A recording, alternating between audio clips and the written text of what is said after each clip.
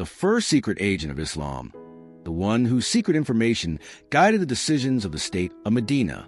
He was such a dangerous and intelligent agent that even many Muslims didn't know who he was. The Prophet Muhammad's grandfather, Abdul Muttalib, had 10 sons, 4 of whom are still remembered today: Abu Lahab, Abu Talib, Hazrat Hamza, R.A., and Hazrat Abbas, R.A. When the Prophet declared his prophethood in Mecca, all the chiefs of Quraysh united against him. His greatest enemy was none other than his own uncle, Abu Lahab, a cruel and harsh man who constantly tried to harm the Prophet in every possible way. But in the same city, his greatest supporter was also his uncle, Abu Talib, a soft-hearted and merciful man who stood firmly beside the Prophet against every enemy. A few years later, the first of the Prophet's uncles accepted Islam, Hazrat Hamza, R.A., brave and powerful warrior. That left only one uncle, Hazrat Abbas, R.A., a wise and successful businessman. He secretly helped the Prophet while remaining silent in public. After the death of Abu Talib, it became almost impossible for the Prophet to live in Mecca because the Quraysh began to torture Muslims even more severely. So, after Abu Talib's death, the Prophet began planning to migrate somewhere else. He sent his companions to different cities across Arabia, while he himself went to Taif. And we all know what happened there. After the incident of Taif, when the Prophet returned to Mecca, the Quraysh thought he had no options left. Then one day, some people from the small city of Medina came to Mecca for Hajj. Among them, a few requested a secret meeting with the Prophet at night. He agreed. When night fell and Mecca slept, 73 men and 2 women quietly left their camp and headed toward a mountain outside the city. When they reached the meeting point, they saw 2 men coming to meet them. One was Prophet Muhammad, and the other was Hazrat Abbas, R.A., the Prophet's uncle and the new chief of Banu Hashim after Abu Talib. Hazrat Abbas, R.A., stepped forward and said to the people of Medina, "O people of Medina, remember this. If you take my nephew with you, the entire Arabia will turn against you. If you can protect him, then fine. But if not, leave him with us.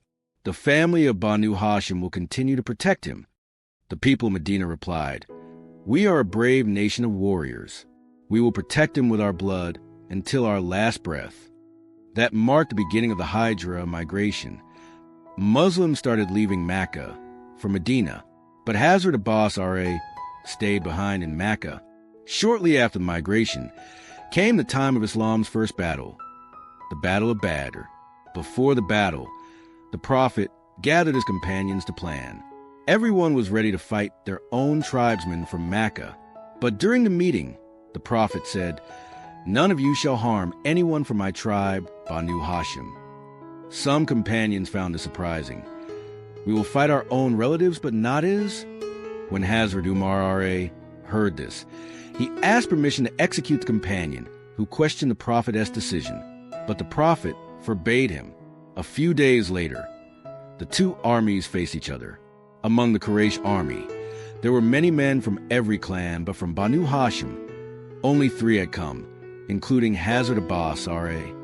When the battle ended, the Muslims were victorious and captured many prisoners. Among them was Hazrat Abbas, R.A., himself. The Prophet announced that every prisoner could be freed by paying ransom. He approached Hazrat Abbas, R.A., and said, "Pay your ransom." Hazrat Abbas replied, "Why should I pay? I am already a Muslim." In fact, ever since that secret meeting in Mecca 2 years earlier, Hazrat Abbas, R.A., had already accepted Islam, but he remained in Mecca as a secret agent, secretly sending intelligence to Medina. He was a man who knew everything happening in Mecca before anyone else and regularly passed this information to the Prophet, keeping the Muslims one step ahead of Quraysh. That's why the Prophet had said before Badr, "Do not fight Banu Hashim," because he didn't want his most important secret agent, Hazrat Abbas, R.A., to be killed. When Abbas, R.A., was captured, he revealed openly that he had already been a Muslim. The Prophet said, "Allah will reward you for your faith, but here you must still pay the ransom for yourself and for 2 other men of Banu Hashim." After paying, the Prophet sent Hazrat Abbas, R.A., back to Mecca, where he continued to secretly help Muslims in Medina. So when the Battle of Uhud began, The Prophet already knew every detail about the Quraysh army, all thanks to Hazrat Abbas, R.A. The same happened during the Battle of the Trench Kondak. The Muslims were again one step ahead because of his secret reports. Finally came the long-awaited day, the conquest of Mecca. As the Prophet marched from Medina with 10,000 Muslims, Hazrat Abbas, R.A., realized it was time to stop hiding. He left Mecca with his family, met the Muslim army on the way, and returned with them to conquer Mecca. After Mecca's conquest came the Battle of Hunain, the first battle in which Hazrat Abbas, R.A., fought openly, no longer as a spy but as a warrior. When the Muslim army was ambushed in the valley between two mountains, arrows rained down so heavily that many Muslims began to retreat. But one man stood firm, the Prophet Muhammad himself. Seeing this, the entire enemy army rushed toward him. Hazrat Abbas, R.A., grabbed the reins of the Prophet's horse, trying to stop him from advancing, but the Prophet dismounted and moved forward, saying loudly, "I am the Prophet. No lie, I am the son of Abdul Muttalib." Then he said to Abbas, R.A., call the Muslims back.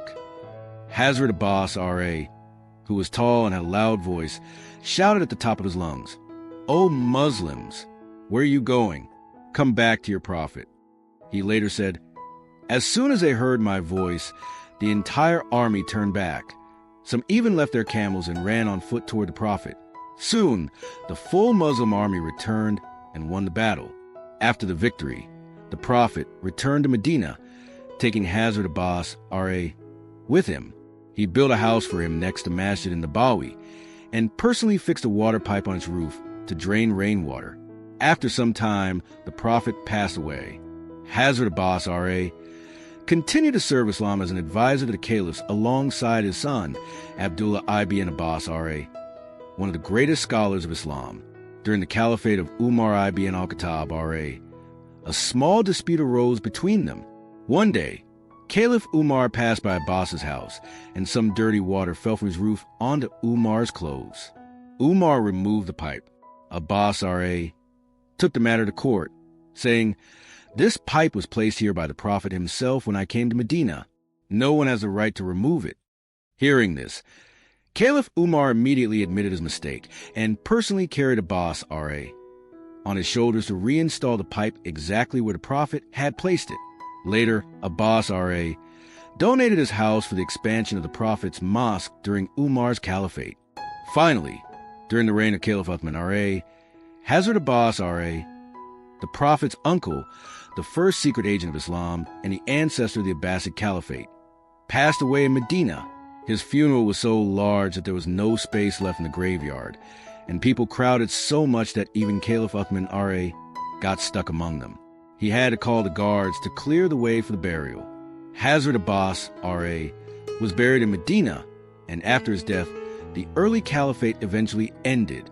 Years later, a new dynasty rose, Banu Umayyah, who ruled for almost 100 years. Then, descendants of Hazrat Abbas, R.A., rebelled against them, overthrew their rule, and established a new caliphate named after their ancestor, the Abbasid Caliphate. They built a new capital, Baghdad, and from there began the Islamic Golden Age, a new era of learning, culture, and progress that shaped the world.